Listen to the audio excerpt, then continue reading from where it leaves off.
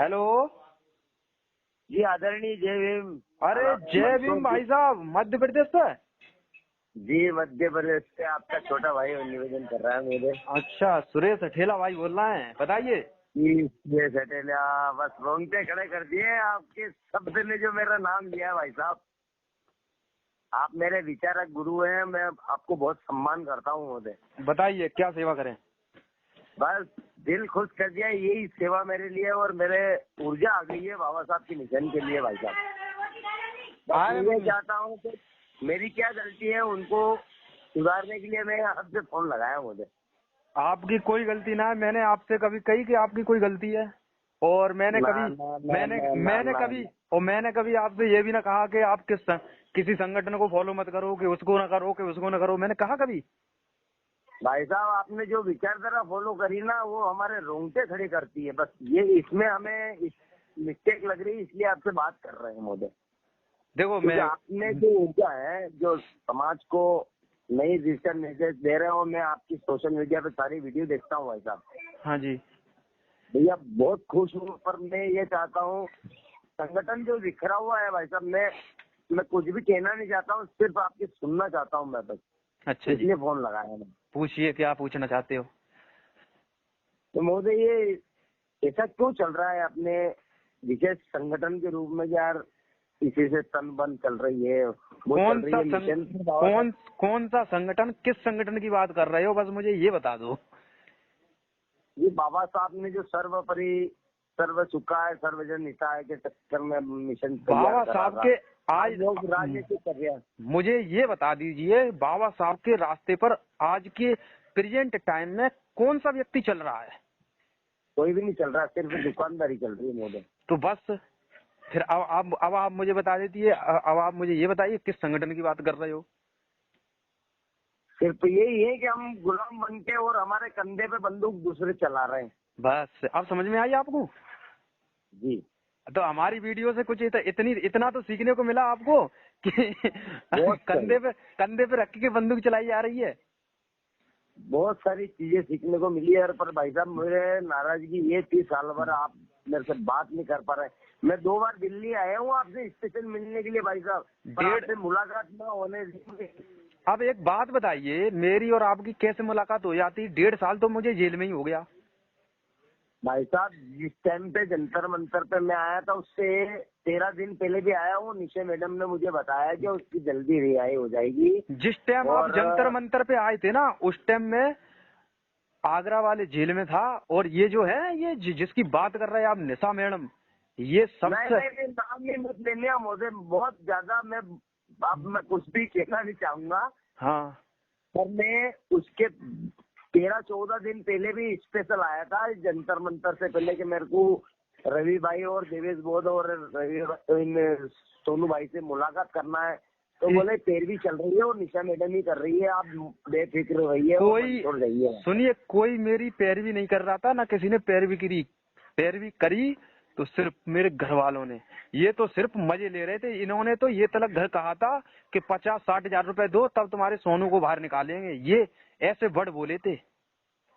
तो भैया संगठन के हम ऐसा काम कर रहे हैं, हम गरीब परिवार से इतना पैसा कहाँ से देंगे? वही तो आप सोचो, कहाँ से इतना पैसा देते हैं इन लोगों को, चंदाखोरों को।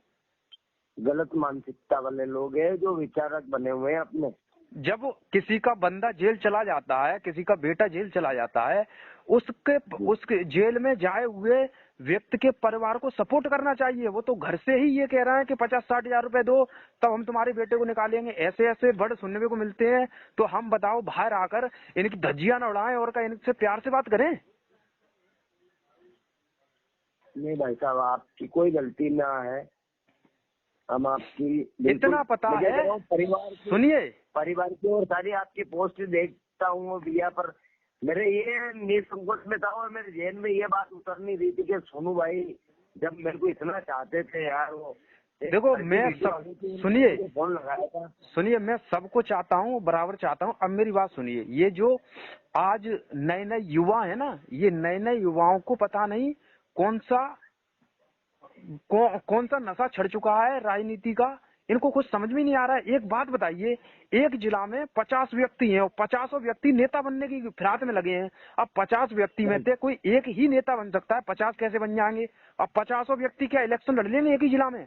नहीं लड़ पाएंगे। फिर ये बाबा साहब के विचारक और उन बाबा साहब के विचारधारा नहीं समझेंगे, जब तक नेता नहीं बन सकते, और नेता बन भी जाओगे तो सत्ता की मास्टरशाही भी आपके हाथ में नहीं आएगी।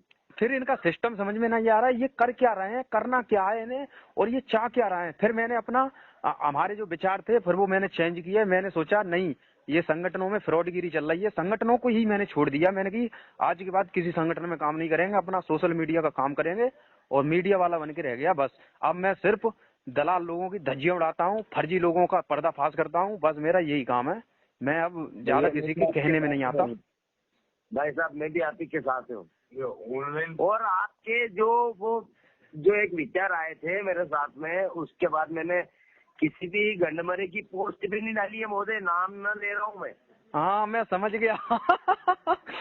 खुद जानते हो, अभी तक मैंने सोशल मीडिया पे देख लीजिए।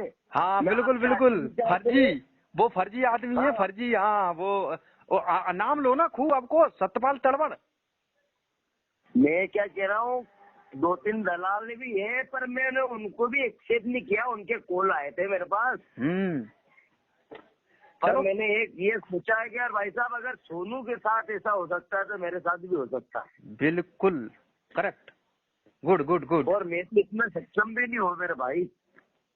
देखिए ये लोग क्या करते हैं, संगठन के जो लोग होते हैं, कुछ होशियार लोग जो पैसा लूटना चाहते हैं, अपनी जेबें भरना चाहते हैं, अपनी तिजोरियां भरना चाहते हैं, ये लोग क्या करते हैं, नए नए युवाओं को फांसते हैं, जिनको कुछ मालूम नहीं होता। उनको फांसने के बाद उनके साथ क्या खिलवाड़, अब हम तो जानकार थे इसलिए हमारे साथ इस तरीके का खिलवाड़ किया, हमें पता भी नहीं चल पाया। हमारे मोबाइल को इस तरीके से यूज किया कि सोनू किसी भी तरीके से हमारे से दूर हो जाए। तो सोनू तो दूर हो गया, चलो सोनू को जेल भी भेज दिया। हमारे ऊपर इन्होंने जो राजनीति की, चंदा इकट्ठा किया, ये सिर्फ हमें अच्छा नहीं लगा। ये राजनीति करना, मेरे घर वालों को ना देखना, मेरे घर से पैसे मांगना 60,000 रुपए, ये सब हमें बहुत ही फ्रॉड वाला काम लगा। फिर मेरी खोपड़ी खिसकी, और फिर आप तो समझते ही हैं, सीमा के साथ गलत करना, सीमा के साथ अत्याचार करना, शोषण करना। भी बातें, मेरी बात सुनिए महोदय, आप ये सारी चीजें बता रहे हैं, मेरा बहुत दिल दुख रहा है भाई साहब।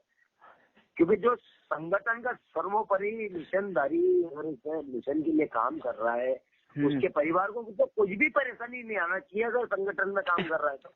बिल्कुल। और मुझे मेरा एक निवेदन है, मेरी माँ ने एक मेरे को कसम खा के बोला है भाई साहब, मैं आपसे बहुत तड़प रहा था बात करने के लिए भाई साहब। कोई दिक्कत नहीं, मिशन के लिए तैयार, मैं बहुत आपसे खुश हूँ भैया। कोई दिक्कत नहीं, कोई दिक्कत नहीं, हम आपके साथ हैं, नो टेंशन। आपका छोटा भाई आपके साथ है, ओके। नहीं यार भैया, आपने जो देखो, मैं आप की तरह से जुड़ा था, हमें कुछ नहीं। देखो आज मेरी बात सुनो, नवीन रांगा जी मंसूर आए थे, वो मरे, उनके मैं वहाँ श्रद्धांजलि देने के लिए तैयार था, पर मैं जाने के लिए तैयार था, मेरे को मना किया गया है भैया। सुनिए सुरेश भाई जी, देखो हम आपको बताएं, आप मेरे बड़े हो, आप हमसे बड़े ही होंगे, लेकिन हम आपको इतना बता रहे हैं, हमारी वीडियो से जो युवा जाग रहा है, हमारी वीडियो से जो युवा समझदार हो रहा है, तो हमें ये खुशी होती है। अगर हमने 10 में से एक को भी जगा दिया, और 10 में से एक को भी अगर ये समझा दिया कि नहीं ये गलत है ये सही है, तो समझ लीजिए हम सही चल रहे हैं। बेशक 9 गलत है। आपकी जो विचारधारा भैया 1 पे 100 पे भारी है, और 100 है तो 1000 पे भारी है। बिल्कुल, चलो ठीक है, आपकी बातें सुन के अच्छा लगा, थैंक यू। पर मुझे मेरे को बाईगात मत करो, मैं आपका बिल्कुल मिशनरी, और मैं आपके साथ दूंगा। आप बस मेरा ध्यान रखो, क्योंकि भैया मेरे पास भी फर्जी बहुत सारे केस लगा दिए पुलिस ने इधर। आपने मेरे को देने के लिए तैयार है। आपने मेरे को फोन किया, हम आपकी पीड़ा समझ सकते हैं, जैसा मेरे साथ हुआ वैसा ही आपके साथ भी हुआ। आपको दिल की गहराइयों से जय भीम, इंकलाब जिंदाबाद। थैंक यू महोदय, जय भीम, नमो बुद्धाय। ये पर्सनल नंबर है ना आपका? ओके ओके, ठीक है, मैं सेव करता हूँ महोदय। ओके ठीक है, थैंक